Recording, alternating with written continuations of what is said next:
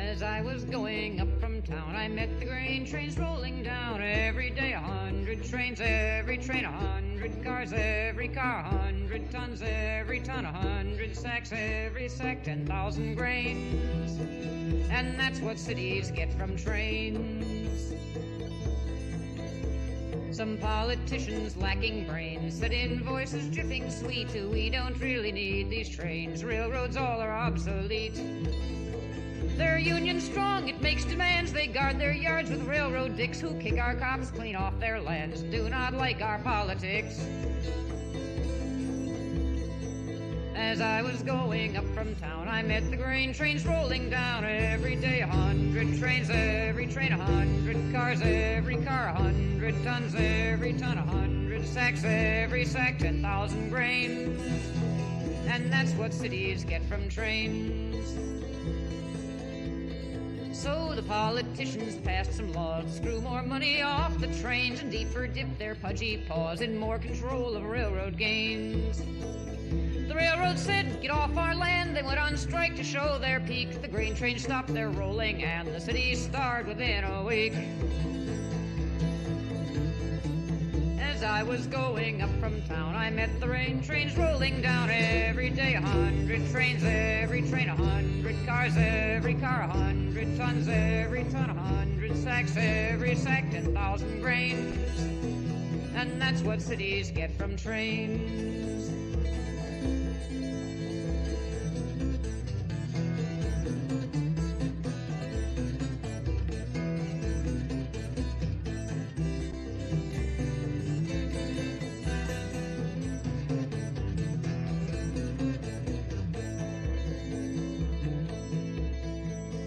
Hunger riots burned and rose and battered down the State House door, and all those fat politicos were killed and eaten by the poor. And with the city out of joint and no more politician men, the railroad said they'd prove their point and sent the grain trains down again. As I was going up from town, I met the grain trains rolling down. Every day 100 trains, every train 100 cars, every car 100 tons, every ton 100 sacks, every sack 10,000 grains.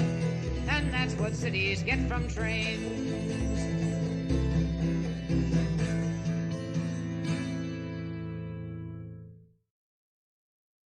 Good morning, Minecraft. Wandering Beekeeper here. How you doing?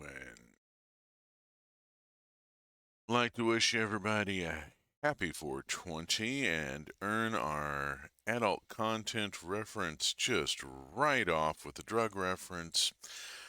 Please remember to observe this day responsibly according to the local regulations where you might live.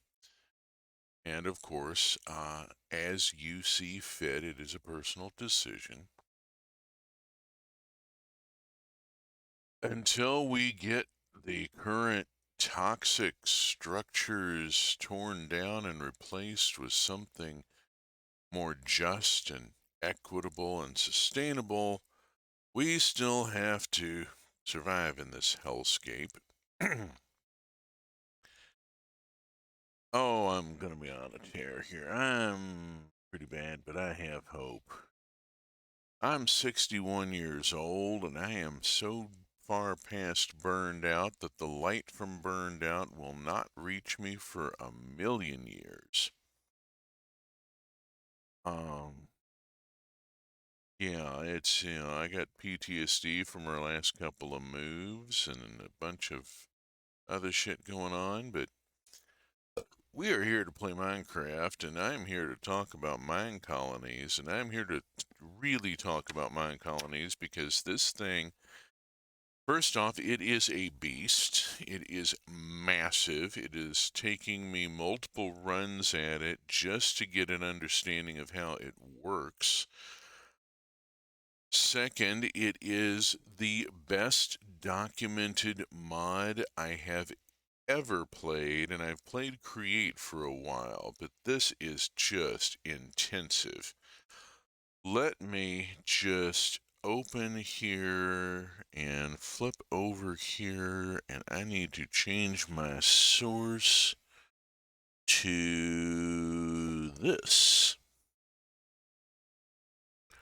because I want to look at this for a minute here, because the MineColonies wiki is a thing of beauty. This is a work of art. The people who put together the wiki deserve to be celebrated, given a round of applause, a shout out, whatever. It's intense. They have documented this thing to a level I've not seen with really, and it's amazing. Now it's necessary because this thing is so complex. MineColonies brings village builder mechanics to Minecraft. And just the getting started is a bit of a thing, because you start with finding a supply camp token, and that will allow you to build a supply camp. And when you do, that gives you the builder tool, which is basically a wand. You'll use it extensively. And it gives you the block to create a town hall. Now, once you have placed your town hall block, you have to get the town hall built, which means you need a builder. Your town hall gives you 4 initial colonists. You get villagers showing up, and they have names. The mod generates the names on all these people. I need you to remember while you're watching this, I have not named any of these villagers. The builder will you give the builder materials, and they will construct their own builder hut, their own contractor workshop that they will work out of.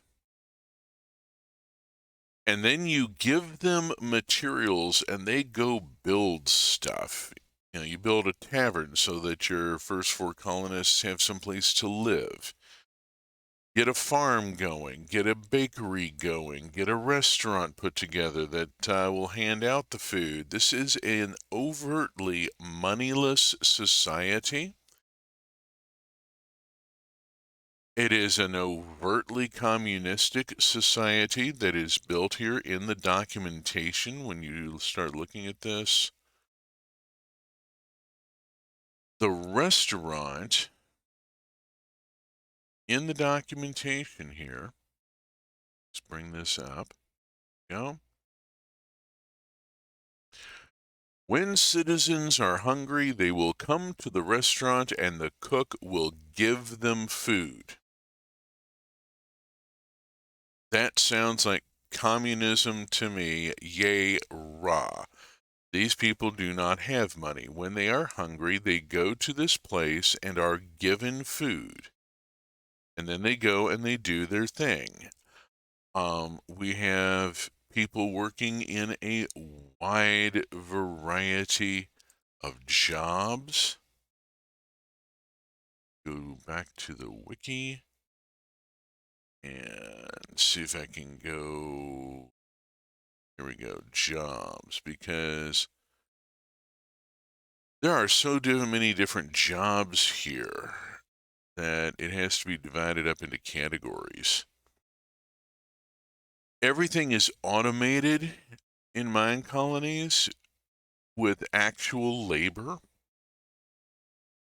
If you want to automate production of tools, weapons, and armor, You build a blacksmith's hut and you hire a blacksmith, and your blacksmith then makes this stuff for you as if they were a player character making it. Let's get into this. Now, I've talked about it a lot before going into it because the first impact is going to be pretty intense. I will warn you on this. Let's flip over to game screen and drop that so that we have this. And game screen needs to, why is game screen, come on you. Let's go back to, here we go. Okay.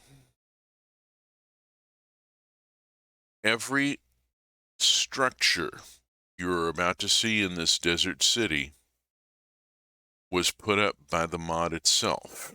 All I did was supply the materials and designate the locations for the buildings with the builder's wand, and then trigger the upgrades. All of the structures you're going to see have been upgraded multiple times. The town hall for the desert city starts out as a one-story sandstone box with a lot of open plaza, and develops into this massive pile over the course of four upgrades, getting it up to level 5. All of this stuff is level 5. It's all maxed out. I built this city. Well, let's get into it. This is the thing. This is live. This is my office at the town hall. It is thankfully a little less of a thing now at level 5. They got it down to just a chair. There was a throne here. Yeah. You'll hear the NPCs talking every now and then. The town hall runs the colony. This is Metu Edishu, which is really bad Akkadian and roughly, well, it's a Semitic language. So it's got multiple layers of meaning. Renewed homeland, new flat place that is like our old home, a couple of other things. The important thing is that here's where I can keep track of the work orders. There aren't any at the moment because the builders are idle for once. And then it has the log of all the stuff that's been happening. And then there's the list of the citizens, because I have quite a lot of people here. There are 65 citizens living here, which took doing research at the university to get it. You'll see some names recurring. The Delgadillos and the Cossingtons are all over the place. They're related to the Ardalls and the Annesleys and the Cheddars. The names show up of their own, and some of them are just all sorts of fun. Princeton Delgadillo. Renu Barstaple. And it tells me that my overall happiness of the city is a 10 at this point. Everything is working pretty well. Injuries are always going to be a problem, especially if you have working builders, because builders fall off of buildings a lot. This is the town hall. This is my player base. There is storage here, including an ender chest. This was all installed by the mod. I haven't done anything at all to this building.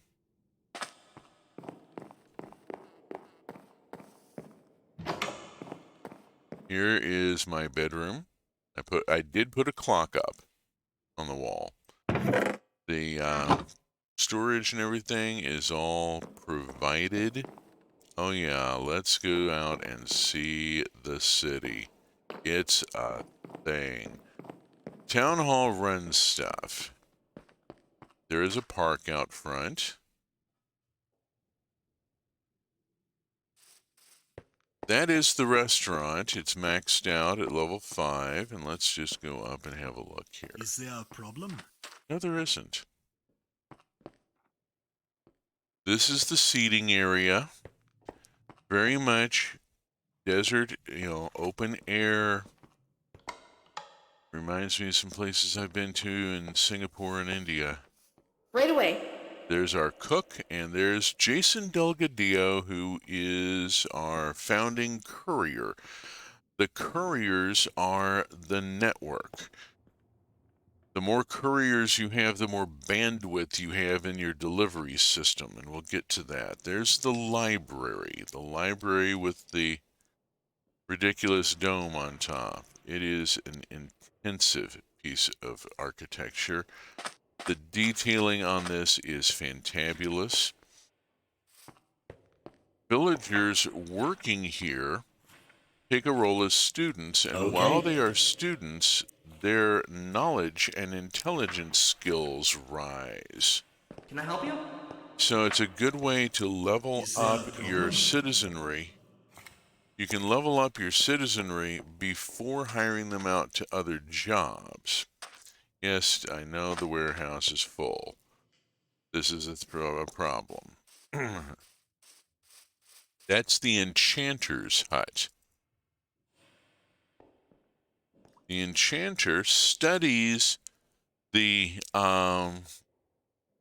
villagers and creates enchanted books for their particular skills. That is a guard tower. It is a level 5 guard tower. The guard tower expands my territory. The town hall claims a number of chunks and creates a space that I can build within. There's the border of it now visible as a grid. The guard tower put out at the corner claims chunks around it, and each time you upgrade the guard tower, it claims more chunks. So the guard towers at the corners are now claiming 5 chunks out in all directions, which overlaps a bit and expands the building space of the colony. MineColonies will not allow you to place buildings or other features outside of your borders. You must expand your territory to have more building space. This is a builder's hut. This is a level 5 builder's hut. This is where Macy Andrews works. She is one of my 2 builders. That is the work block right there.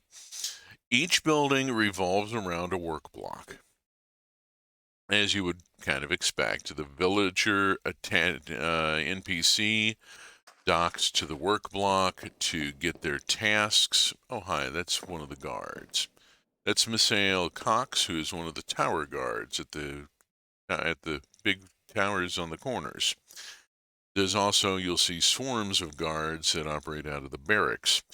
I'm running this world in peaceful mode. If I were not running it in peaceful mode, all those guards would be an absolute necessity, because we would have, zombies and giant spiders and skeletons trying to come in from the desert at night, and husks were in the desert as well. So various things trying to come in from the desert at night, and then there are raiders, and raids occur, and trying to run one of these towns with in survival mode is going to be even more of a beast.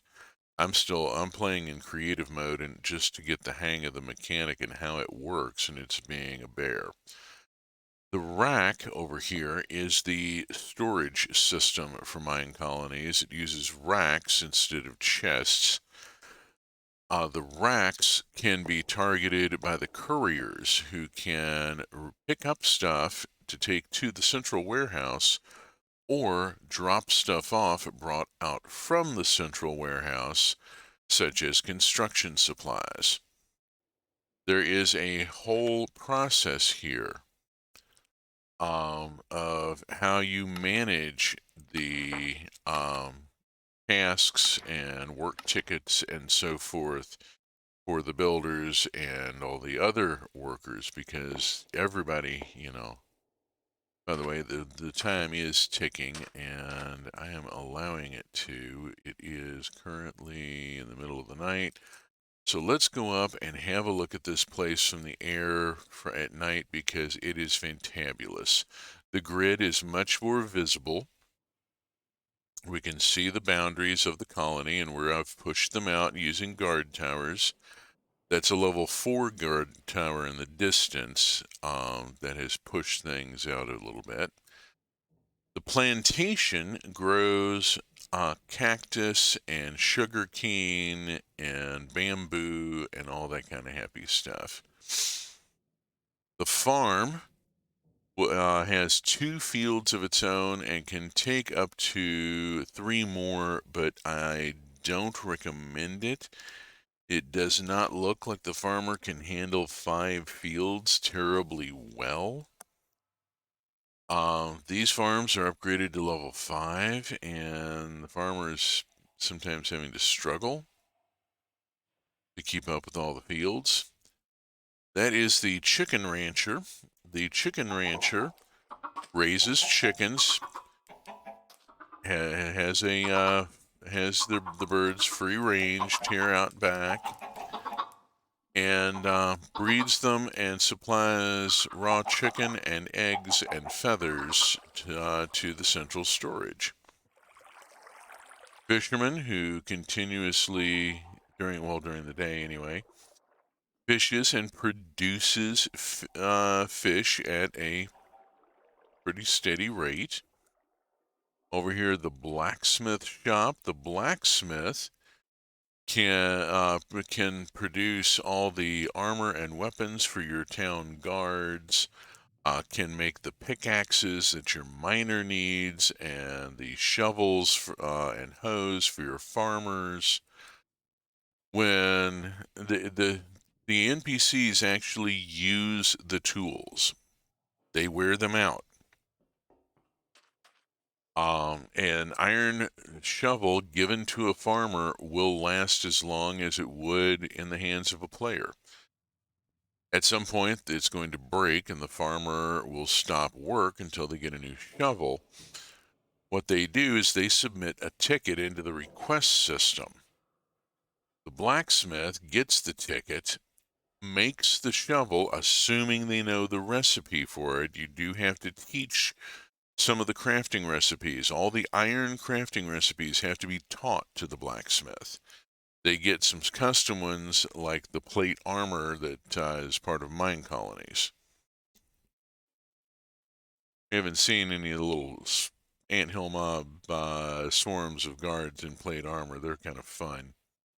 They tend to bunch up really tight. The blacksmith makes the tool, drops it in there on their outgoing rack. They have 2 racks in the shop, one for incoming supplies, one for outgoing stuff. Stuff dropped into the outgoing rack triggers a request to the warehouse to send a courier to pick the stuff up. Courier picks the stuff up, takes it into the warehouse. The warehouse looks at what's coming in and says, "Oh, I have a ticket to send this back out," gives it to another courier, sends that courier with the shovel out to the farmer. Farmer goes back to work.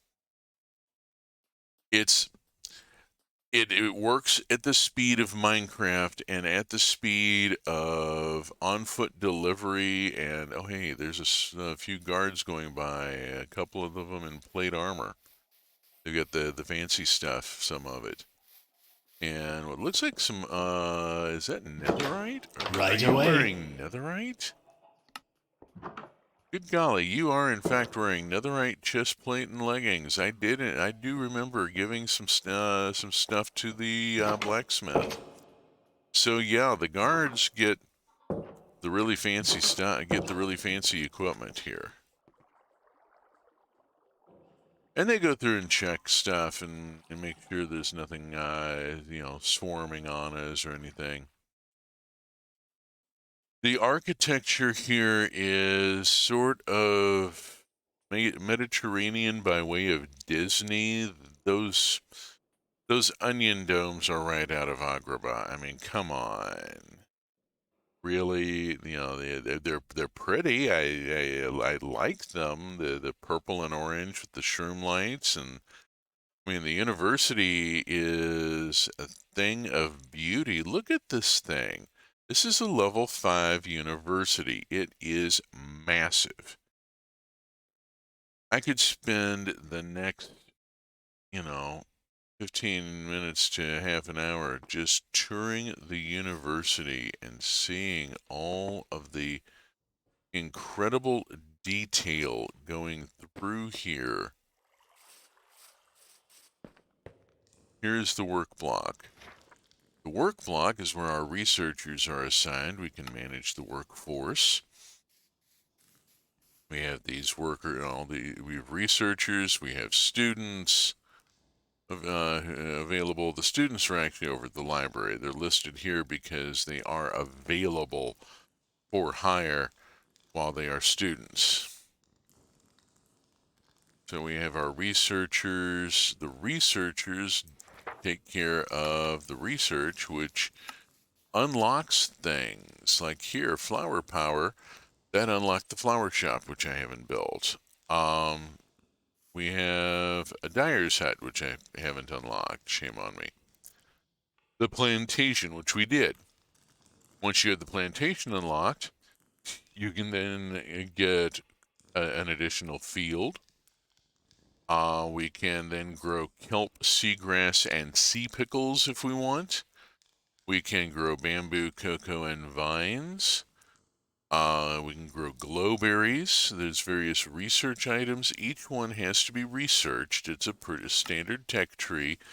You have to pay a certain amount of materials, and then the researcher goes away for a certain amount of game time according to the item you're unlocking. All this stuff, yeah, there's just gathering this is a beast. Having to go find brewing stands so that the university could be upgraded. Stuff like that. We go out this way, and here is the hospital. This is a level 5 hospital. The streets, by the way, were laid in using the Desert Oasis theme pack.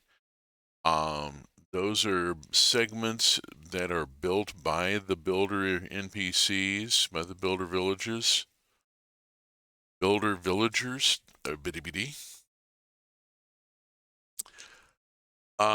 Lesson learned, always check the width of your streets before you place your buildings. Otherwise, you wind up sometimes being too close and having to do repair passes on the buildings. So, hey, sun's coming up. Everybody's going to be heading out to their jobs. We have guards swarming around all over the place. The warehouse, yeah, this is the central warehouse. It is pretty massive. And it holds all the stuff. Let's do a sort, which generally helps with getting space. That'll consolidate a lot of things. The couriers run in and out of there all day long, hauling stuff in, bringing stuff in. Yes, I do see so. Let's get up out of their way. I spend a lot of time in the air in this mod, just trying to stay out of the way. That's a courier hut. The courier hut sponsors one courier. If you want to add bandwidth to your network, you got to build more courier huts. Now, in this particular theme pack, this Desert Oasis aesthetic pack, there are 4 courier huts up in the top of the warehouse. So we have 4 couriers working out of the warehouse building itself. I don't have to have but 2 more courier huts, and then I've got 6 couriers, and For a bit, I thought you were on a server. I am not on a server. If you No, say I so. am running on my laptop and watching my heat. I have a tachometer in the system bar, and I am watching my heat very carefully. MineColonies is normally played on a server. It is normally a multiplayer effort. It would take several players gathering materials to get a city like this built, because you're having to provide all these materials to the builder. These are level 5 residences. They're, I think, designed to be closer. I don't think they're designed to be spaced so far apart. They would look better if they were like, maybe 0 lot lines. The same thing in the medieval oak, which we'll look at in a little while. I'm going to poke around in this world for a while and just talk about how MineColonies works. Each of the residences provides beds and proper housing to one of your villagers, based on the rank of the building. When you first put up a residence, it is level 1 and only has 1 bed. Each time you upgrade it, it gets bigger and fancier and adds another bed. At this point, it's maxed out and has 5 beds. So there's 5 people living in that particular structure. You can manually assign them, or you can let the colony assign them as it sees fit. Leaving it open for the colony to assign means you will get more children because of the empty beds. That is the tavern, with a rooftop garden where the guests can relax in the shade and in the breeze. This is a desert town, so yeah, there's a lot of rooftop stuff where you're trying to get up out of the street and up where you can catch the breeze going by. The tavern provides housing for 4 NPCs. Right now, I have 4 people living here. Parker Annesley, who is a student at the library. Melody Delgadillo, one of the couriers. Nathan Colthurst, a student. And Zachary Delgadillo, a student. This is all the other people in the colony who could be moved in here if I wanted to. Now, these NPCs have family, and that gets to be a whole thing, let me tell you. Let's walk over this way, street level here, and What's it today, then? Monsieur Cox. Monsieur never had time for family. He's a tower guard, and that's Blanche Cossington, and she's kind of busy. Let's go talk with our farmer here. If I can find him. Here he is. Tadeo Cossington. Talk with me a second, son. What's it today, then? Mr. Cossington here is one of our farmers. You can see that he is well fed and in good health. His athletics skill and stamina, which both control how well he does his job, are really high. They've been growing as he's done the job of being a farmer. He doesn't have any request tickets out. He's currently carrying a diamond hoe and some seed crops and some bread so that he can continue working. Whoops. What's it today, then? Yeah. I want to look at his family because his partner is Weston Ardall, and they have 3 children. Tinsley Ardall, who is the undertaker, and Amira Cossington and Azariah Ardall, who is one of the tower guards and is a druid. Zip goes one of the couriers. Tinsley Ardall is the Undertaker out at the graveyard. And let's go see the graveyard because it's a thing. This, by the way, is the supply camp. I left it in place. This is the first structure you build where you get the magic build wand tool, and you get the work block that lets you start the town hall and get your first 4 colonists. And it can be torn down and used for materials, but I used it so that I had a space that the colonists wouldn't bugger with, so that I had a place to put my architect's cutter. This is a vital tool for supplying all the components, all the framed blocks and all the specialty stuff, all those pillars.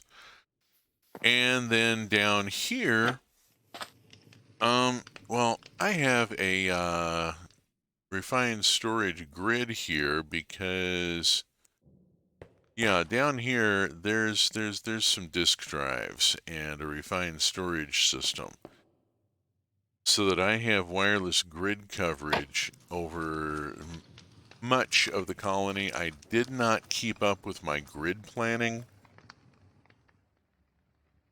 the way I should have. I had a lesson learned there. Put your grid out, your network transmitters and receivers well ahead. Plan your infrastructure. Yes. I mean, there's some real world lessons here. Plan your infrastructure ahead of what's going on top of it. Oh, excuse my cough. Let's go to the hospital. Right away. Here is Dr. I'll take care of it. Alfonso Cheddar. He gets the plague mask. Right yes. away. Dr. Cheddar is the partner of Ivy Cossington, who is the matriarch of the Cossington family. Their children include Blanche Cossington, the guard we saw, Titan Cheddar, who is who's the other farmer, Rita Sweeta Cossington, who is the miner, Aiden Cossington, Kellen Cheddar, who I think is a courier, might be the smelter, Lancelot Cheddar, who is a knight at the with the town guard. I didn't plan that. I swear it just happened. Lancelot C. Cheddar is a knight in the town guard. I love the names. I just absolutely adore the names on this. They're hysterically funny.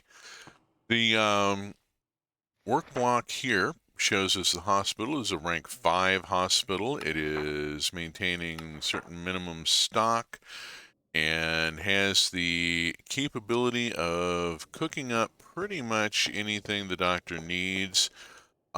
There are diseases. There's influenza and there's measles and there's probably some other stuff. I just haven't poked into that much. And then upstairs, we have a lovely 5-bed ward, capable of handling 5 patients at a time, brightly colored carpet, and a private balcony for taking the air. Now, we acknowledge our mortality here, and so let's go see the graveyard, because the graveyard is a fine and wonderful place, and is a very impressive and solemn place. And this is Tinsley Ardall. Need something? Who is our Undertaker. If a villager dies, the Undertaker runs and collects their corpse and Right their away. inventory, brings them back here, and then attempts to resurrect them. Sometimes it works. Now this one's interesting. Tinsley, we've heard her voice. Her partner is Lydia Delgadillo, who is the daughter of Jason Delgadillo. She is also a courier. She and Lydia have 3 children, Princeton, Edison, and Kenna. This is one of the things about this mod. You will find same-gender partnerships with children, and it's just a thing. It just is, this is everybody. If you partner up, you have kids. It doesn't matter who you partner with. And then sometimes there's an unknown partner, and that's all sorts of fun. Tinsley's sibling is Azariah Ardal, the druid. He comes off, I don't know, the NPC seems to be kind of intrusive and a bit dickish. Down here is the sepulcher. There are no graves down here because I'm playing in peaceful mode and nobody has died. And then, the whole thing of the resurrection altar and etc. Really quite impressive. This is all designed by the developers of the mod. I really strongly recommend checking out the wiki for this. The documentation I'm going to rave about again. There's Azariah. Boom. This is the bakery. This is a very nice bakery. Produces cakes and bread and all sorts of wonderful things. And there's their work racks with all the stuff. Pumpkin pies they have, so on and so forth. Ivy Cossington is the baker.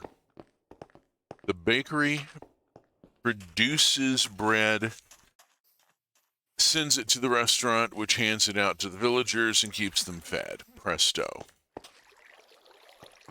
All automated, all done by in-game person power, personal effort. Yeah, the barracks. Oh gosh, this is the barracks. And the barracks with 4 towers. When you build the barracks, it has the work block to build 1 tower. Each tower, when you build a tower, that allows you to have a garrison guard. Leveling up the tower increases the number of guards who stay there. So by the time, it has a portcullis, which Blanche left open. And there we go, she closed it. Let's do that. There we go. That's one of the MineColonies blocks. Kind of a neat thing. The barracks, fully upgraded, has a commons here. And then it has the access over here to the tower where we have, well, actually just hovering over it, 3 knights and 2 archers living in Barracks Tower 5. There is a vine that goes up to the lookout, and there's a vine that goes down to the bunk space. A little tight, but this is a guard barracks. You don't expect a lot of living space. They have racks for incoming and outgoing for the tower. This is very much like MQ series. You have an input queue and you have an output queue, and then you have a messenger that comes and takes stuff and drops stuff off. So the villagers only have to know where their input rack and output rack are and can do whatever processing they're going to do. This would be better at a crafting shop, not a guard barracks. Down below the barracks is this whole commons area that is only accessible from the living space. This is specifically for the guards, the people who live here to use. We have a training pell on the living area. We have an archery area. They have their own kitchen for food preparation, so on and so forth. The guards actually get a pretty good standard of living, although it is barracks life, and so it's a little tight.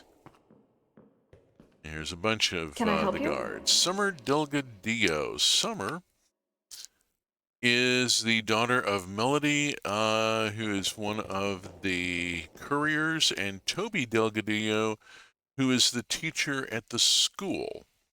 The siblings include Malachi, Nolan, and Kai, who I think are all 4 guards. So they tend to travel in swarms. It's kind of amusing watching them go zipping around.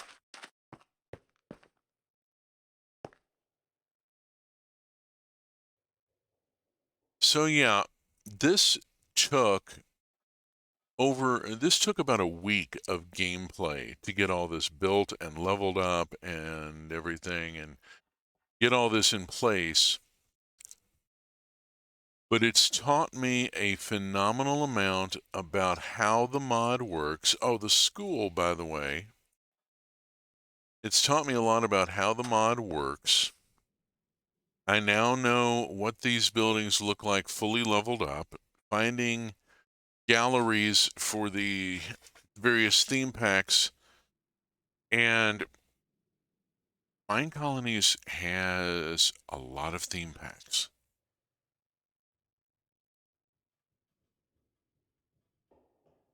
Granted, 4 of them are essentially the same thing, just iterated with different woods. Medieval oak, medieval spruce, medieval birch, medieval dark oak.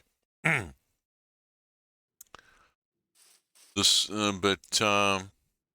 that's a lot to dig through, and building this has taught me a lot about how this mod works.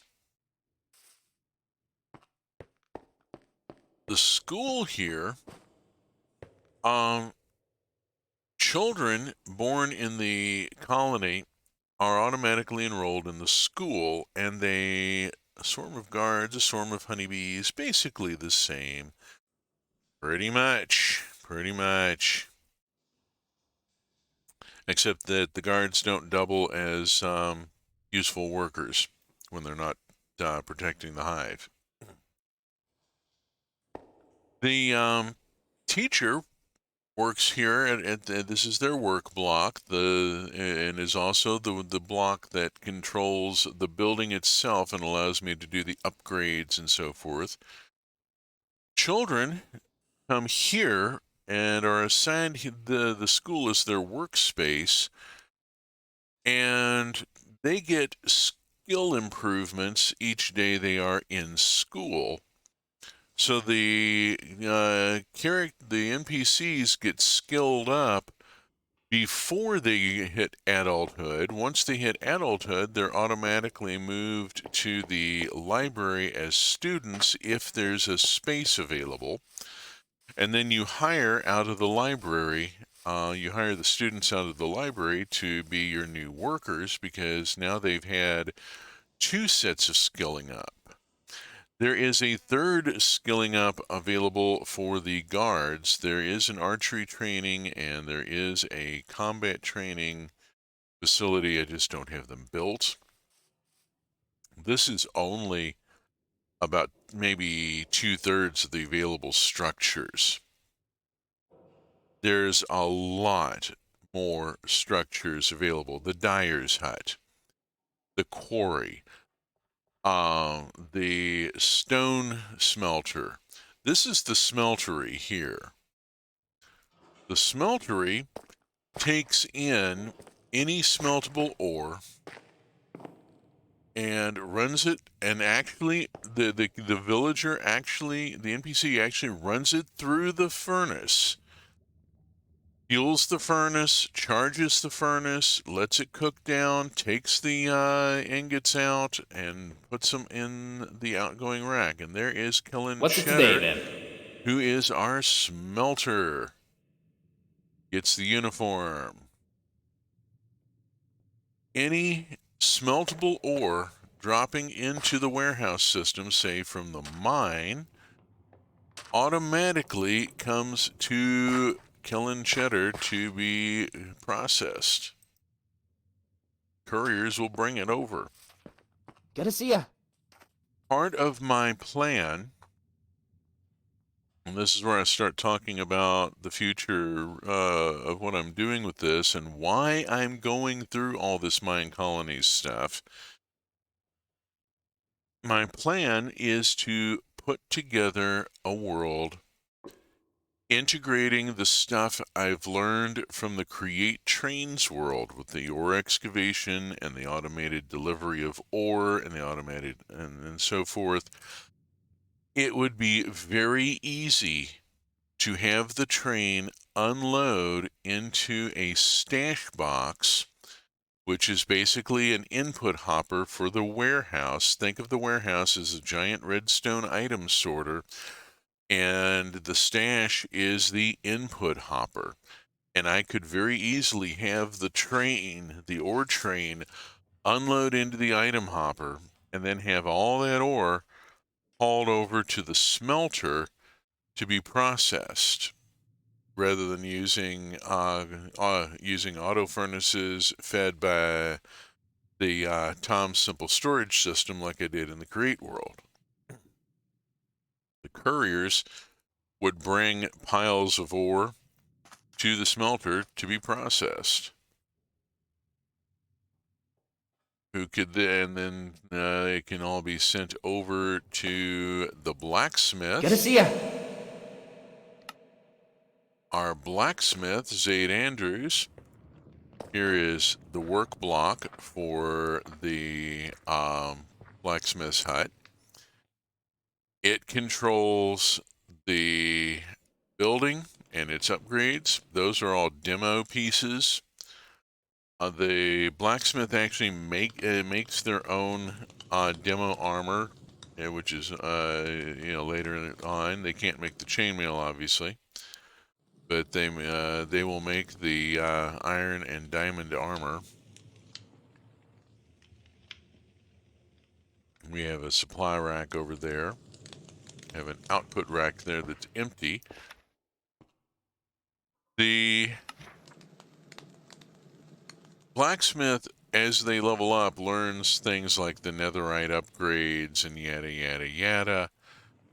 And they also learn all the plate armor recipes automatically. They have to be taught all these iron recipes so that the blacksmith can make the swords and the shovels and the axes as they are needed by the villagers, keeping stuff in stock. The mine. The mine is a thing all of its own, and again, I want you to keep in mind, none of this is player excavation or build.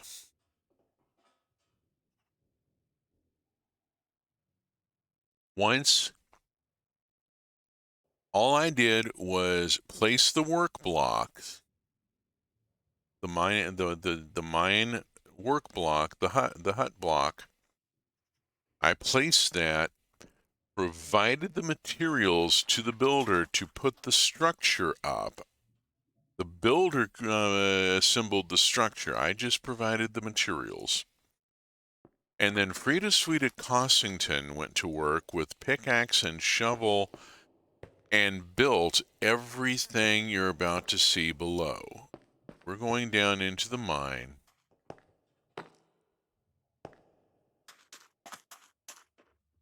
And we're going to have a look at it. And I'm going to do this by flying because it'll be better that way. And we fly down into the mine, and here is mine level 1 as the ladder comes down, and it's all done in sandstone, and it's gorgeous. Level 0, and there the signs are put up by the miner, by the NPC miner. Level 1, 2. Nodes is how many mining opportunities they've found, clusters of ore. This goes deep. This goes very deep, doesn't it? We are all the way down at a Y of 13 here. 0. Here we go. At a Y of 5, we finally hit a level with a bunch of nodes. Now, there's research you can do that will increase the number of nodes you find. This is basically veins of ore. And when a vein of ore or a node is located, as identified, the miner will go out after it and build tunnels and put up bracing. This is all being constructed by the miner using materials that the player provides. The miner will ask for stuff, will ask for wall or sandstone stairs, and you just give it to them and they do stuff like this.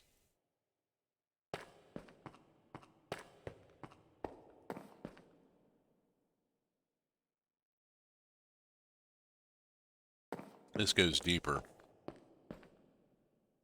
This goes a lot deeper.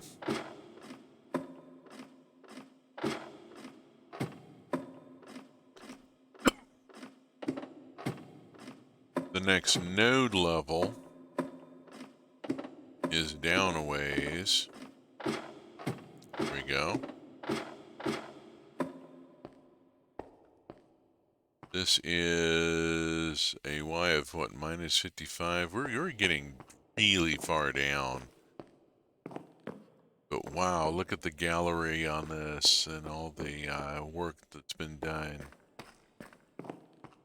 Just massive amount of stuff that's been happening down here. This mine, I think, is played out at this point, which is a shame. But we hit bedrock, as you can see. And once you hit bedrock, you know, you can't go any further down, and there's a limit to how far out the miner will go. Oh, that's not good. That's a lava bloop. Let's go upstairs and see where our miner actually is. And I'm going to go missile silo up out of here, flying rather than climbing the ladder.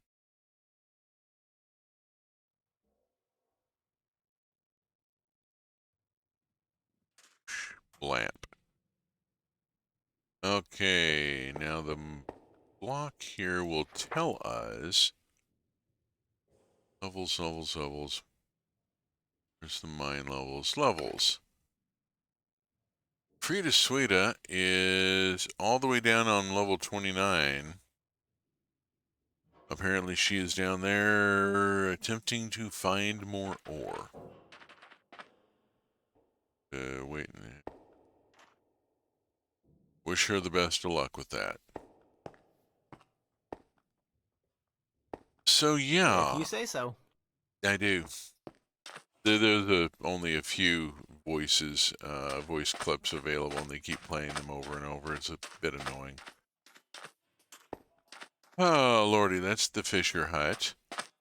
Over here is the Forester. The Forester here is, well, we're not really sure where he's getting the wood. But he's got wood. He's got logs. They are sent off to the sawmill, which has a wind turbine to power the cutting chain.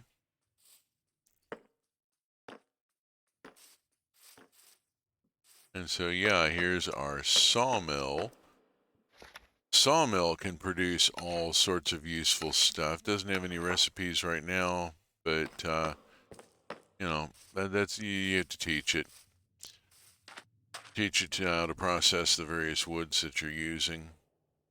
And automate the crafting of so much. The Mystic Site, oh gosh. We haven't been to the Mystic Site yet. Let's go to the Mystic Site.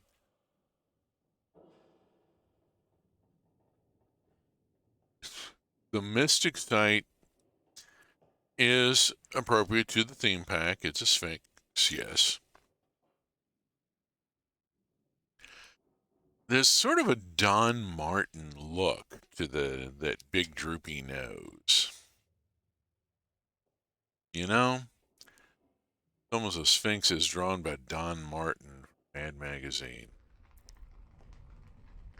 And the Mystic site is where your enchanter can go to charge up their mana. The Undertaker can also come here to charge their mana,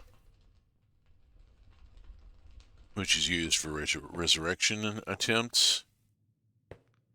And so once you get this thing fully upgraded, you get this inside the Mystic site. Now, just check this out with the water features. We are between the two rivers here, and we have a golden throne here that at one time may have been used for some sort of purpose. It's going to be used right now, but, you know, it's a cool place to visit. I'm not going to go up in there because we'll get smoked out, and I mean, it is 420, but that's not the kind of smoked out I want to be, you know? Having the smoke coming up off the soul fire like that is not so great. Screws your visibility all to heck.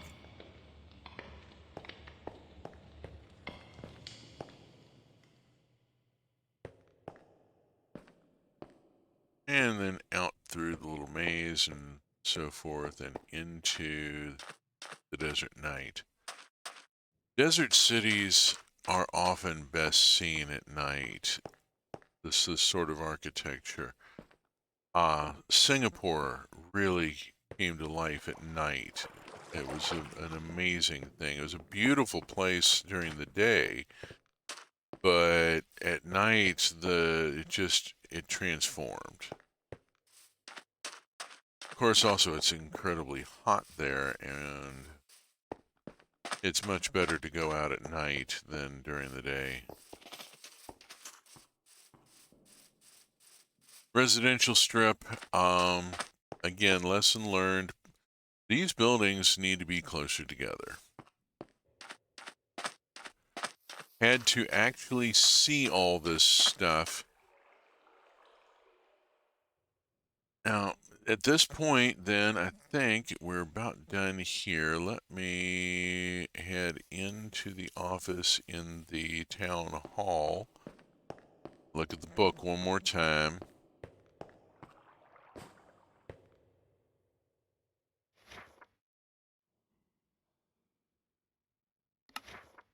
And we've got, here we go. Happiness of 10, everybody well fed because I've got 2 farms and I'm producing lots of veg, and health is good, is decent enough. It's going to drop a little bit because there's always going to be somebody who's got measles or influenza. Getting sleep is important, is an important thing. And that's affected partly by distance to your workplace. Is it so far from your workplace that you don't have enough time for proper rest? So you have to consider, transit distance from your residences to your work sites. That's something I'm going to have to think about with the city that I am planning to put together. Going to be an interesting thing. I will talk more about that in a minute. This is my second go with MineColonies. We're going to exit it now. And we're going to go over to my third go, which is getting closer to the target destination.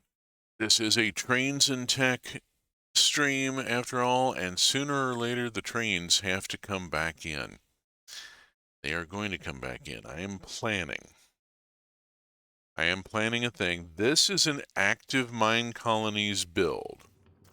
There's actually stuff going on here. Now, I'll be staying up in the air a good deal of the time here in order to stay out of the way. This is the medieval oak aesthetic pack. Again, the structures are all designed by the developers of MineColonies. Let's look at how this actually works, because we've got active stuff going on.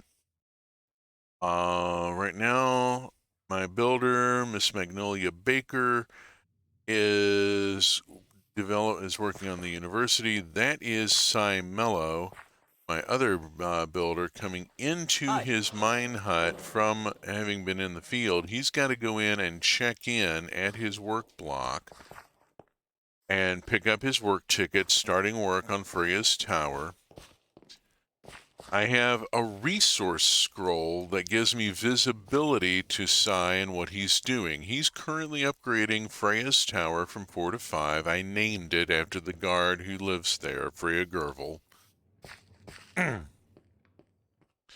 Freya's tower is one of the corner towers, the guard towers out on the corners.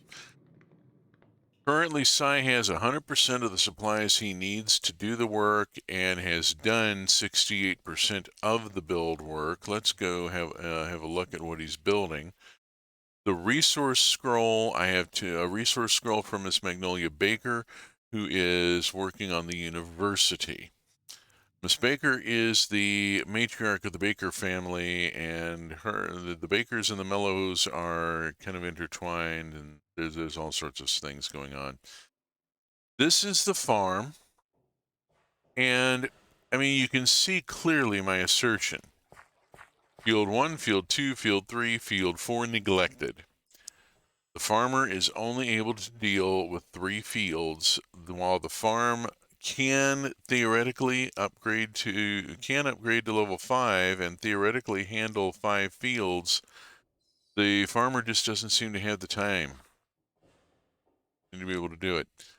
This is Freya's tower. This is where Cy is working currently, and you can see him working right there.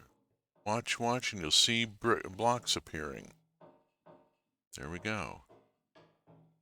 You can hear him tapping.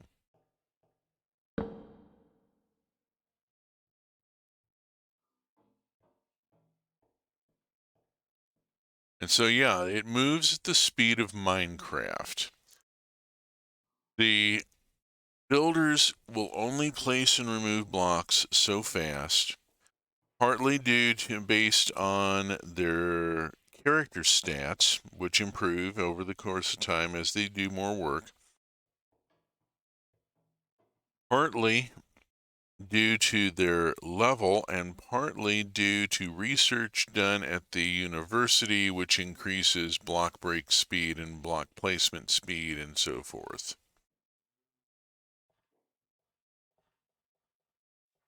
The town is well along. The builder huts are all level 5, are both level 5. I put in 2 builder huts. I've learned this. The colony gives you 4 people to start with. Make 2 of them builders. Set up 2 builder huts. You're gonna need 2 builders. Or at least for the sort of rate that I'm working at. If you have a slower flow of raw materials, you may only need 1 builder because you may only be able to keep 1 builder supplied. That's the town hall. It is currently level 3. It's got to be upgraded twice more to hit the maximum level. That is the tavern. Very nice sort of layout. I like, with the gathering room in the cellar.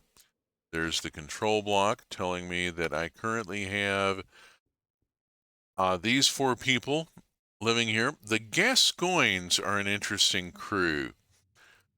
Jennifer Baker, who is the smelter, Granddaughter of Magnolia Baker the builder. Well,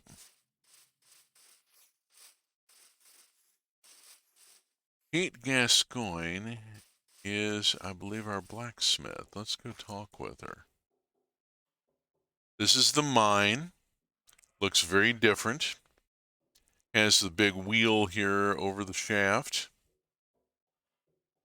There is the smeltery. And here is Jennifer Baker. I'll take care of it. Let's look at her family tree. Her parents are Dylan Baker and Galilea Babington. Galilea is the lead researcher at the university. Dylan Baker is the doctor at the hospital. Her partner, Alonzo Mello, is one of the researchers. And she has two kids, Kate Gascoigne and Damian Mello. Kate Gascoigne, well, when her name first popped up, I looked it up and went, wait a minute, that's not a name I've seen before. Who is this Gascoigne person?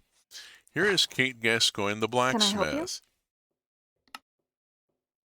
Her parents are Jennifer Baker and someone unknown who had the surname of Gascoigne. Whoever the other partner was, they left their surname and moved on.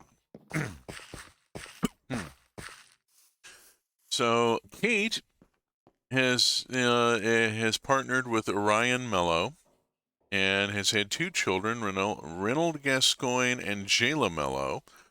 Reynold, we'll go look at in a minute over at the university. So blacksmith hut here. This blacksmith hut has been taught recipes to make iron tools. This is at this point a level 2 blacksmith hut. We need to get it upgraded. Yes, we do. Our builder, Simello, is still working on Freya's tower at 86%. And Magnolia is working on the university at 54%. I've got something showing up on the clipboard. Oh, gonna need some stuff. Does the forester have the recipe for stripped oak log? I hope so. Look like it. We need to go teach the forester a recipe.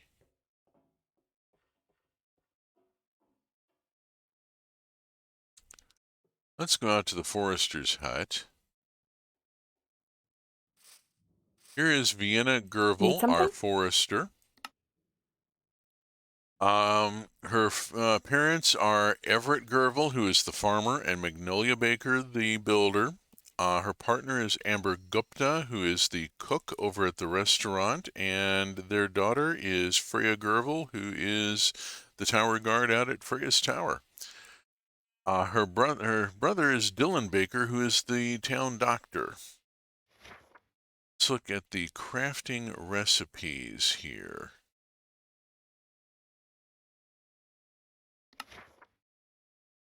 We should have... Oh, we have the recipe for making this. I don't know why it's coming up as saying player. Why do you need...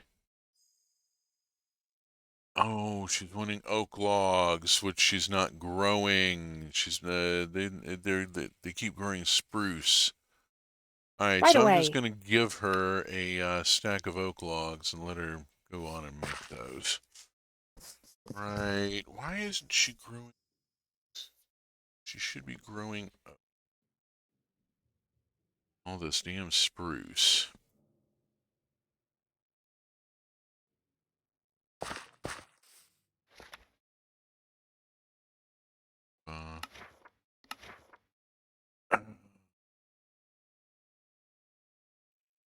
Yeah, oak sapling is on.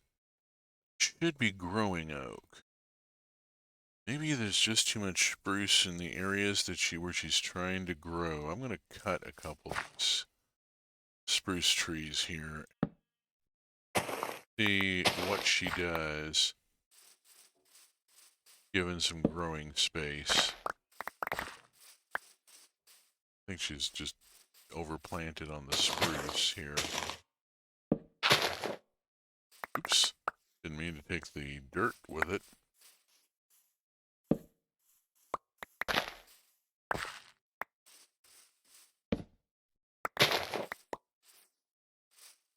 Clear some of these trees and see if we can get her growing some oak.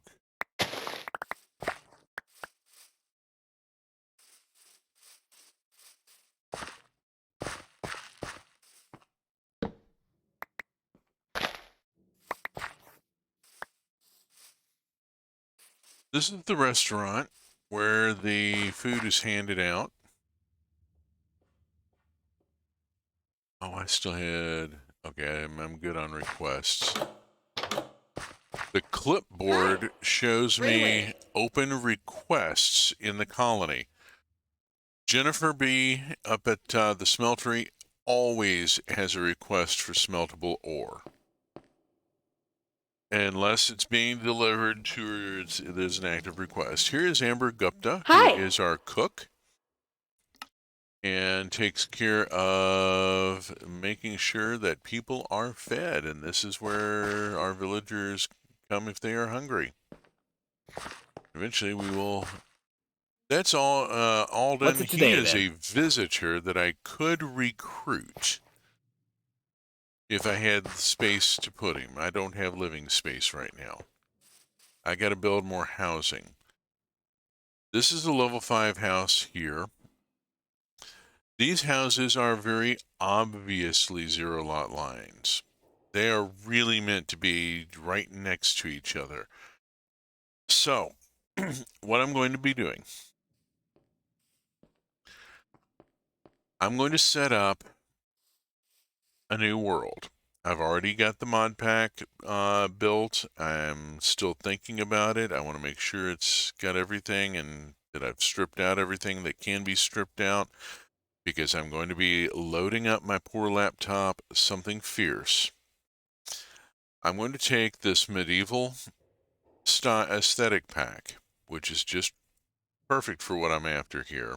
That's the university currently in build, and the library out beyond it, and that is a guard tower at level 5. They get pretty magnificent, don't they? I'm going to put together a specific city, one from my Earth Dawn campaign, the city of Fortezza Evo. And I'm going to use MineColonies to build the city. I'm going to place a structure in the middle to be the temple, because Fortezza Evo is built around a central temple. I'm going to use a monument from repurposed structures and do the mossy cobblestone monument for the temple.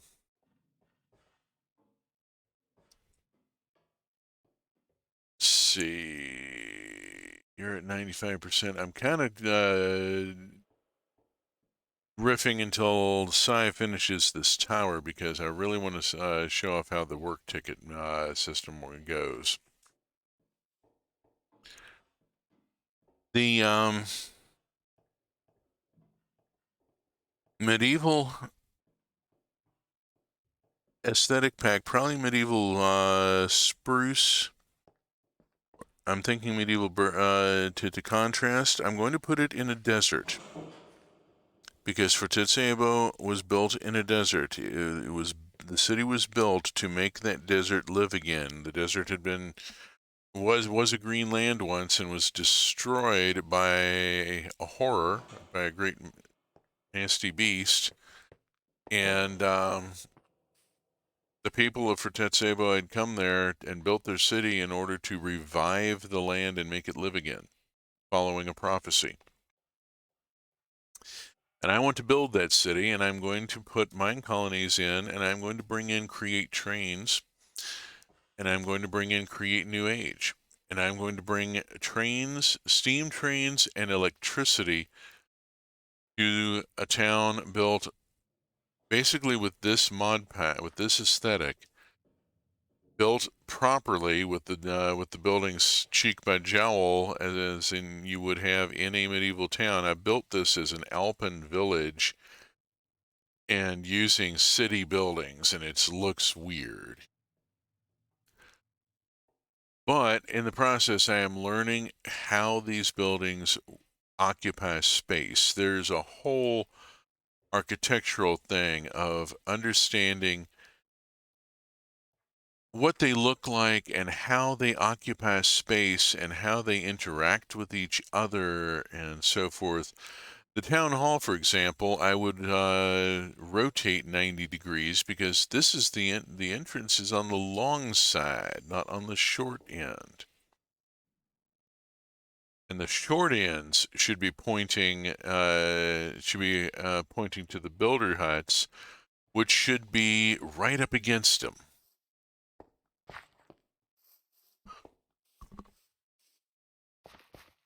You know, I should have long stretches, long rectangular blocks of buildings with streets around the outside.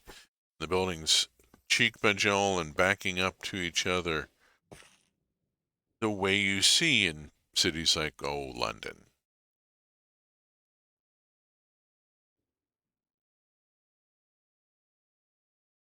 At least in the older areas where they haven't ripped it down and put up a Tesco. That's the barracks, barely begun.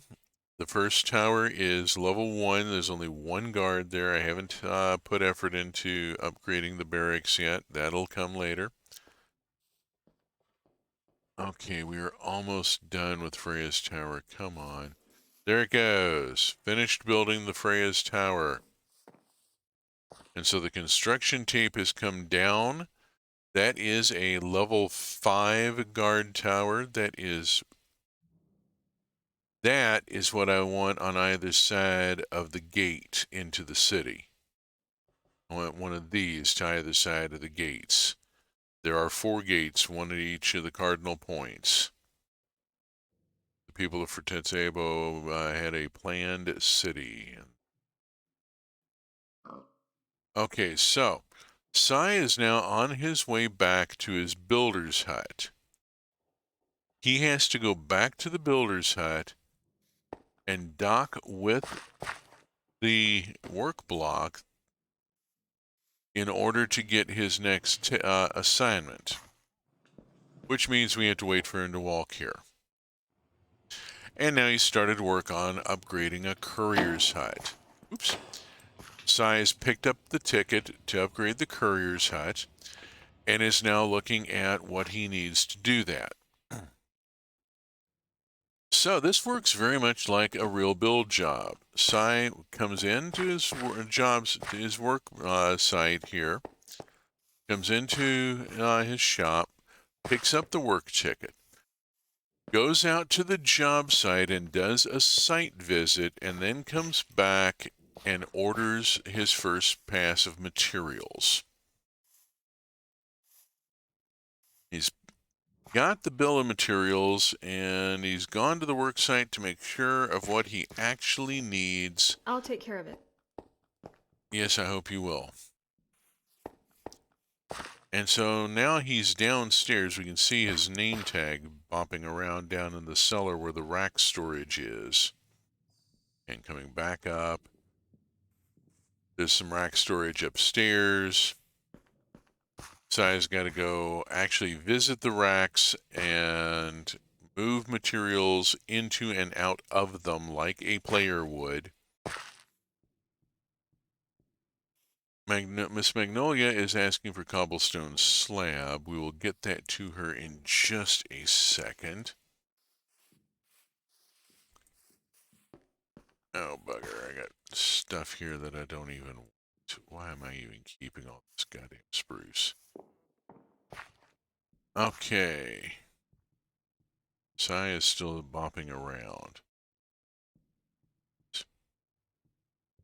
Let's see. We needed cobblestone slab. Miss Baker asked for cobblestone slab. I'm going to give her 3 stacks, even though she only asked for a few. The extra will end up over in the warehouse and available for later project use. Let's look at our resource there. You see these, that is Cy putting in request tickets to the delivery system saying, hey, I need 10 oak fence delivered to my builder hut so that I can go upgrade the courier's hut. So there's the ticket coming in. And I'm going to go to, whoops. Come on. Get out of the way. And drop this into the inventory. The work block has its own inventory, and initially that's all the space your builder has to work with. Oh, here is Miss Baker. Yes. Partner of Everett Gervil. Children are Vienna Gervil and Dylan Baker, and from them we have the whole Baker Gervil Yes. clan, and there's rather a lot of them.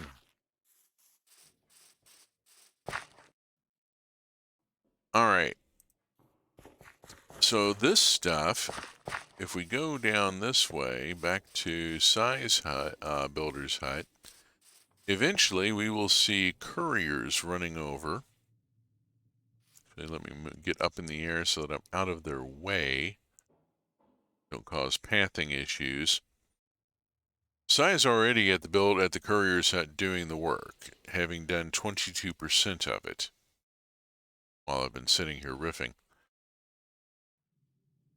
The couriers will start delivering this stuff. Here comes Cy back from the job site. He needs a supply run. He may ask for more stuff.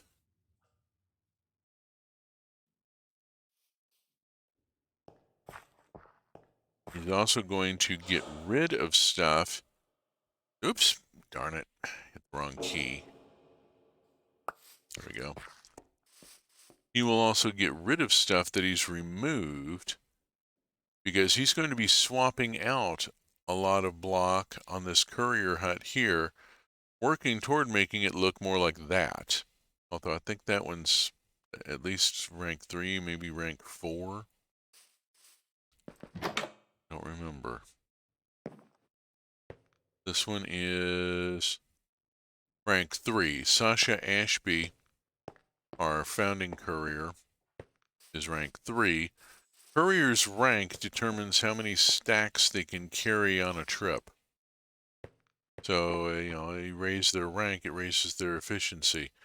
Barbara Ghostborn is only a rank 2, so yeah, we're going to be making this hut look like that hut. At which point, Barbara will then gain the capacity per trip that Sasha already has. You add bandwidth to your network by increasing the capacity of your couriers by upgrading their huts and by building more huts and adding more couriers. This warehouse does not have couriers working out of it. There's a space upstairs. It looks like it should be a courier's office. There's no courier hut up there, which is irritating me. So I've only got 2 couriers, which is constraining my bandwidth pretty badly. The desert city we were just in, I had 6 couriers, and they were still running their legs off trying to keep up with everything. 2 couriers is not enough. So when I build for Tetsable, I have been sketching it out already. The town hall will go long ways toward the front, and the builder huts on either end. I'm going to put 2 warehouses in and then put courier huts behind them. the warehouses do fill up, you can increase the capacity of the warehouse by leveling it up. Once it hits level 5, then you have to pay blocks of emerald to increase capacity, and you can only do that a couple of times. Here is the work block for the warehouse, the ledger. Now, right now, I can sort it, which helps, but I can't upgrade the storage yet. And I can't hire any more workers because there's just no space for them. And this is where I can trigger a build to get it raised from a 4 to a 5. At level 4, we're storing a fair amount of stuff. Not just down here, but up here there is more storage, more racks. A lot of empty space, which is good. Trying to keep from overloading my warehouse. And there's an office here that looks like it should have a courier hut, and it doesn't. Instead, it just goes up to the rooftop. I'm wondering if maybe I'll get a courier hut when I upgrade to level 5, or what's going to happen. Magnolia Baker's been working on the university for quite some time, but then she's upgrading this massive quadrangle here and is putting a whole new level on it and and roofing and just all sorts of stuff going on with it. We are upgrading our university, hopefully fairly massively.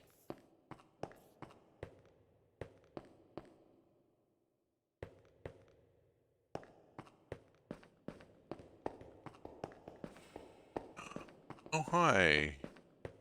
What does... Yes. Okay. The citizens will give you tips along the way. Now, I've already done this. So I'm going to just tell her already done. That'll clear it. Galilea Babington, who I hired in at a moment when I had a space to bring her in. I needed a researcher. Oh, there's Miss Baker doing her build work. Galilea married Dr. Dylan Baker and has one child, Jennifer Baker, the smelter, whose daughter Kate is the blacksmith, a really critical person, absolutely critical person. And there's our builder, actually building the structure. So this mod moves at the speed of Minecraft. There is an actual character here doing the building and placing the blocks. Okay. Alonzo Mello, whose name we saw earlier, partner of Jennifer Baker. Hi. Child of Jabari Walsh, the miner, and Alfredo Mello, the baker. Jabari and his husband Alfredo have one child, a son named Damien.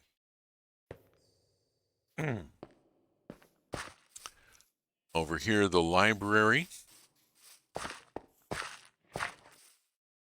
Good to see ya. The library, this is a level 1 library. We haven't even started upgrading it. We've just got it built. If you say so. Reynold Gascoigne. Child of Kate Gascoigne and an unknown partner. Apparently Kate and her mother both have views on this. Kind of Icelandic in a way. You know, Iceland doesn't have illegitimate children. If the mother doesn't want to register a father's name, the child is just registered as so and so, child of mother's name, whatever. It's Old Norse, and Hi. Orion Mello, one of our other people here. Your page is turning. Both of them students and available for hire for other stuff if I get other stuff built. At some point, I'll want to get that library upgraded. Now, the library is a little problematic because my placement of it is wrong. It actually should be going, it should be turned 90 degrees counterclockwise. So it should be it should be along this side of the university, and that little tower bit there is made to fit into this alcove, and so the two of them form the whole, kind of Cambridge University type of structure when they're completed. That's going to be the Magus Collegium for Fortezza Ebo. There will be a monument. There will be the town hall behind it. There will be the university and library. There's the great forage area with the blacksmith and the smeltery and the mine and the quarry and the stone smeltery and stonemason and etc. etc. etc. The greengrocer area up to the northeast. We'll also have the tavern, and the tavern, I don't think I can get the name in. The tavern name I really want to use is the Crimson Cockerel. The Crimson Cockerel was a tavern in the city of Fortezza that the players frequented on occasion. Yeah, the Crimson Cockerel was a gay bar and drag bar basically in a medieval fantasy city. There was also gosh, what was the name of the place? The one that used to be in the city of Thrall, and that they bought lock, stock, and barrel, packed the whole thing up, shipped it to Fortezza, and set it back up, and set up a dwarven bar in a human city. You walk in, and it's suddenly like being in the underground city of Thrall. They even used magic to bring the Hakvar games in using Echo Glass. One of the I shit you not, one of the player characters invented the sports bar. And the party may never forgive him for that. But yeah, you could go over to the Dwarven Bar and watch the Hakvar matches live from Thrall. The images came through with no sound, but they used a sort of magical telegraph and had a local commentator giving the play-by-play from the notes being transmitted and from their knowledge of the game.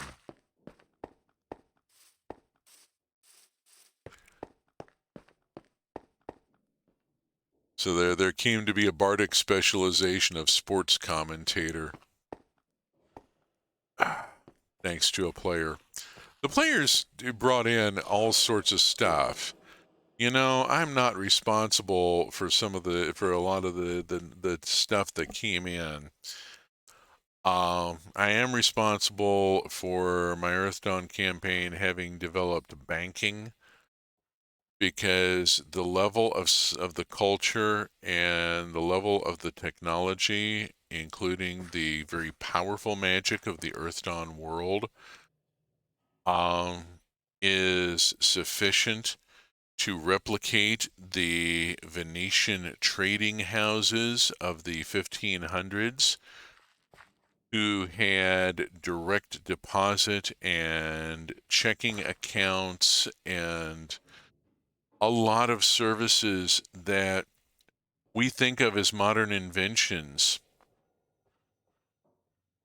Yeah. In the 1500s, if you were a Venetian trader, you could actually write a draft on your trading house to pay for stuff, and it would get cashed, like taking a check to a bank. The trading houses moved money on paper a lot to keep from having to move large chests of coin, which was bloody dangerous. Tended to get the ships sank. Just the number of ships that sank every year from the level of the technology. They didn't have lighthouses like we do. They didn't have navigation systems and weather prediction systems and radar, and the number of ships that sank was terrifying. Having your ship come in was a very big deal because it meant you were lucky enough that it actually came in. Okay, we are almost fully supplied on the courier's hut. Let's see, it is 20 till. I've been sort of bouncing around a little bit, waiting for some things to happen because some of this stuff happens at the speed of Minecraft. And Sai is working on the courier's hut, but there really isn't anything to see yet. And we can see him down there placing blocks. And every now and then there's something that changes. But one of the things about MineColonies is that it is slow. It is meant to be played in survival mode. I'm pushing it way too hard here, playing it in, with two builders and in creative mode. I'm pushing it really hard, partly to see what it does and get used to it. I've already got the mod pack put together. I'm going to be playing this town for probably the next 3 or 4 days to get it all built out. It will take that long. But I have the plan drawn up. I have a page in my notebook and have drawn it up using the immersive structures and repurposed structures mods. I will be able to take a monument and place it in stone brick and mossy stone brick as and use it for the temple, which is a stepped ziggurat in the game world. It's a ziggurat, a stepped pyramid. I can put in the airship docks. Earthdawn has airships. Now, they are not dirigibles. They are ships that sail through the sky through the use of elemental magic. True air is woven into the planks of the hull, and the ship floats in the air the way it would float in water, and you sail it through the skies. You actually put up sails and you sail through the skies. I'll have to use dirigibles because I don't have proper airships, and I'm not sure I can be arsed to find an airship a proper airship model with things like keel sails. That's the thing people don't think about. If you're flying, if you're taking a ship into the air, you're going to need a keel sail for stability. You can't just drop a fin down. You've got to actually have a bloody great sail below the ship. Let's see, the bakery, the restaurant, and so forth. The training area for the city, the city of Fortetsebo was divided up into roughly 4 areas, 4 quarters. One quarter was the elven quarter with the greengrocers and the herb growers and so forth. A lot of some of the fancier bars and such, cultural facilities, medical stuff. There was the warehouse district, which also had the Mages Collegium. Because putting the Mages Collegium out in an area that was otherwise uninhabited and mostly warehousing seemed like a really good idea. The Great Forge, which was the second center of the city after the temple. The people of Fortensa Abo are forge crafters. Using the create or excavation mod, I can have a continuous delivery of coal and iron and so forth into the city, feeding into the smeltery and the blacksmith and so forth, and can actually have the Great Forge running. The training area over in the other quarter of the city I can put together with the barracks, the archery training, the combat training. Let's just pop this up while I'm talking about it and go to MineColonies, because these are all the different hut blocks available. The town hall, which we've already seen, the town hall where you control the city and control your work queue for your builders, gives you your initial 4 colonists, the residence, which gives you a bed and up to 4 more as you upgrade it, the tavern, which gives you 4 beds but kind of crappy housing and people will complain if they stay there too long, the builder's hut, which you absolutely have to have. Oh, I've got a request coming in. The clipboard, oh, nothing much. The farm wants beetroot because they can't keep up with their own. How we doing here? We are at 93% supplied and 94% built. Getting very close. Look at that. We're putting the roof on. Now, once that roof is put on, there's going to be a cleanup phase. This works very much like an actual contracting gig. The builder comes out to the job site, makes a site visit, goes back and puts in the initial orders on the bill of materials. Hauls stuff out, does the building work, makes multiple supply runs. Right now I'm making a supply run to go bring the last of the stuff needed. We'll invariably have to go back one last time for the lighting. You always have to go back last. There are phases to this. There's the building phase. We are now hitting the cleanup phase. Most of the stuff has been placed. And we hit this, it will look like we stall out in the high 90 percentiles, 95 to 98% completion. It will look like you've stalled out.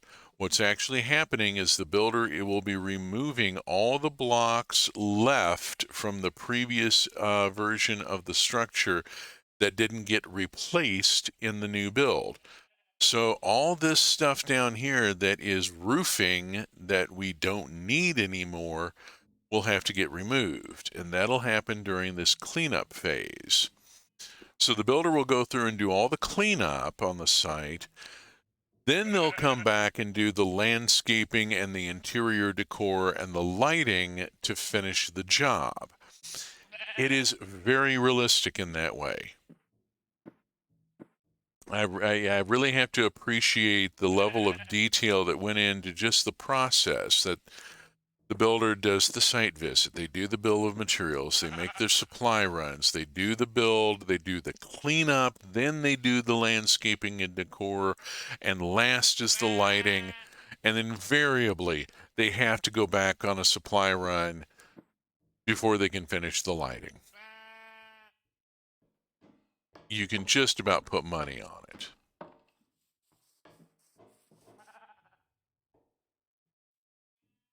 We are here with 98%, and yeah, you can see there the builder's removing the stuff that's no longer needed, doing the cleanup, getting the place tidied, putting in a couple of bits here, getting, the last bits of decor so that our courier hut is where it ought to be. And we're stalled out waiting for one torch. We got to go back on a supply run for one torch. That happens. That happens. I just came back a couple of weeks ago from a family event. We went down to Florida, partly to get things put back together with cousin Amy, who, through no fault of her own, because her parents were dicks, had been kind of on the outs with the family for a bit. She'd been really trying very hard to be part of the family, and now that her parents are gone, we were able to finally patch things up and get that whole family line sorted back in. This coming Tuesday, oh geez, that's tomorrow or next week. My youngest, who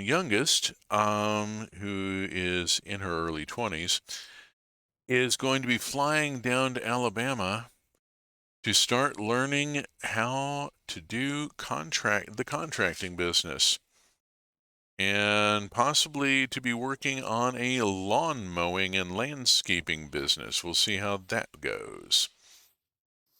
Amy's got several irons in the fire. Need something? And her goal is to be running these things, to be running the installer crews during the hotel renovations, and running the landscaping crews doing people's lawns, and have 3 or 4 of these revenue streams going so that she's not dependent upon any one. Winter, the lawn crews don't really have much to do, stuff like that.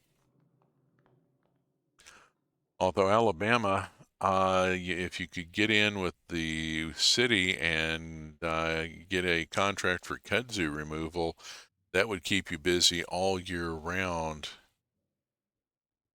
Okay, we have the last of the supplies. We have everything. Are we actually going to be able to complete this, please?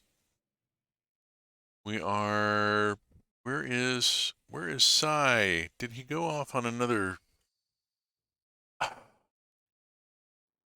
Sai, where'd you go? I have a feeling he's on a supply run. Oh, there. Yeah, I think I can just see his name tag bopping around in the cellar.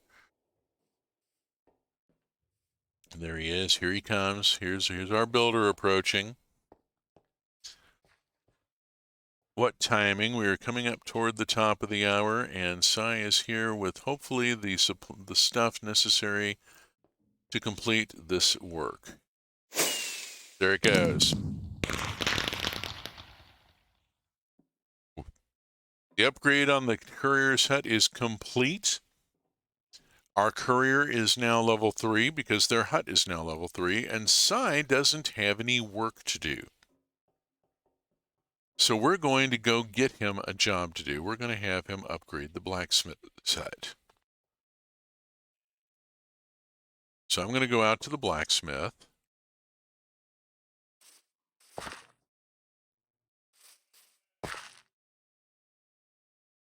Go to the control block for their hut to build options. Choose my builder, Sai Mello, and say upgrade. The build request has been created. There is a work ticket in Sai's queue. Sai will now go to his builder hut. He has been notified that there is a work ticket.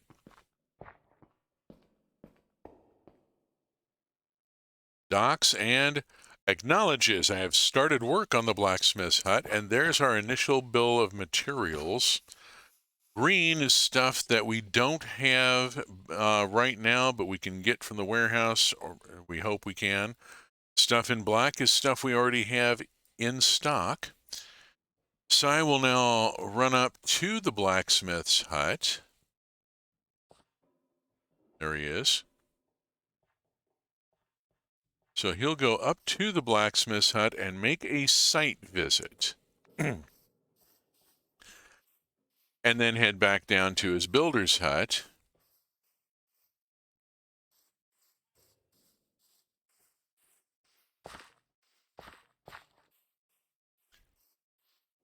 This particular theme pack does not have streets, which is one of the reasons why I want to use it. I can build the streets however I like, without having to conform to what is in the is in the pack. Let's see. All sorts of stuff that we're going to need in order to make this happen. Size, spending some time at his desk, putting stuff in that he doesn't need from the courier's hut anymore, getting stuff out that he will need for the blacksmith's hut, for the smithy upgrade, and you can see there his label bouncing around as he goes from rack to rack, dropping off materials, collecting materials. The MineColonies NPCs act like player characters. They actually have to go visit the storage, put the materials in, get the materials out, go to their work block, get the ticket. This is a living town, which is what I've been after for model trains all along. I want a living town, a town that's actually growing and doing stuff. And I want to put in trains and airships and riverboats and figure out what I'm going to do about the Tiskrang, because their architecture doesn't look anything like human architecture. Fortezza Ebo is a human city. It has a strong elven presence. It has the usual presence of the various species that you would expect. Sai, you can't get through there. You're going to have to path around. You know you can't cut through the farm. Yes, I'm following you. There is now construction tape up around the blacksmiths to let us know that it's being worked on, and there goes Sai starting the work. So, and Sai has already discovered that there's stuff early in the build that he has to have, that he's got to go get. Oh, Barbara. Get out of there. Come on. What can I do for you? There. Thank you. Ugh. They eventually do path back. The pathing is way better on MineColonies villagers than on regular Minecraft villagers. They will figure their way out of stuff. All else fails. If they really do get stuck, and Miss Baker once walled herself into a fireplace, I can go to the work block and hit recall worker, and that will teleport the worker to the work block. Kapop. Useful for the time Sai fell down a hole. He was digging a foundation, and it turned out there was a cave underneath. And there just wasn't any way for him to path back out. So, yeah. I intend to bring MineColonies together with Create, load the hell out of my poor system, and build an active working city with railways and airships and all sorts of stuff going on, and get the model railroad layout that I've been after for all this time. This is episode 12, and we are just now seeing where I want to go and maybe how to get there. Got the mod pack built, and sometime this week I will start work on it, and we will see it next week. We are at the top of the hour. Thank you for joining me. Thank you for being here and letting me ramble about Minecraft and MineColonies and the plans I have to build a model railroad in Minecraft, or at least, build a town with functional railways and so forth. We'll see what happens. I will be back. I will be back tomorrow night at 8:30 p.m. UTC -6 with a more chill stream with Roots of Pacha, a village builder and farm sim where I'm guiding a Neolithic people through developing irrigation and bronze technology. We've gotten agriculture and animal domestication more or less down. At this point, we are about to have irrigated fields, and that's going to be a game changer. Come see the development of irrigation and how it changes the course of human civilization. I mean, I really can't emphasize enough. Roots of Pacha is a great piece of work and a beautiful game, well written, and demonstrates historical principles incredibly well. I'll be back next Saturday with more Minecraft Trains and Tech, and by then maybe I will have the start of Fortezza Ebo, and we'll be getting some idea of where it might be going. See how this develops.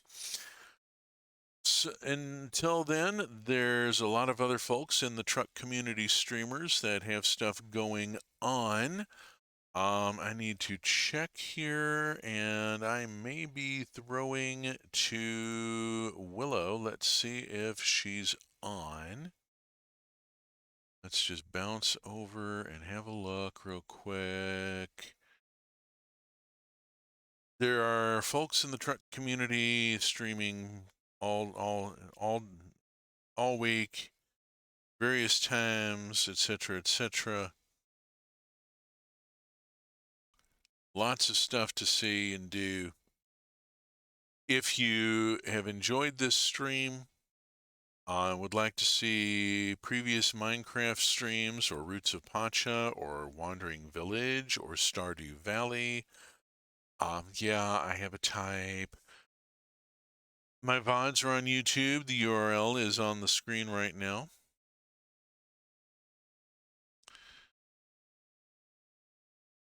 And let's just see,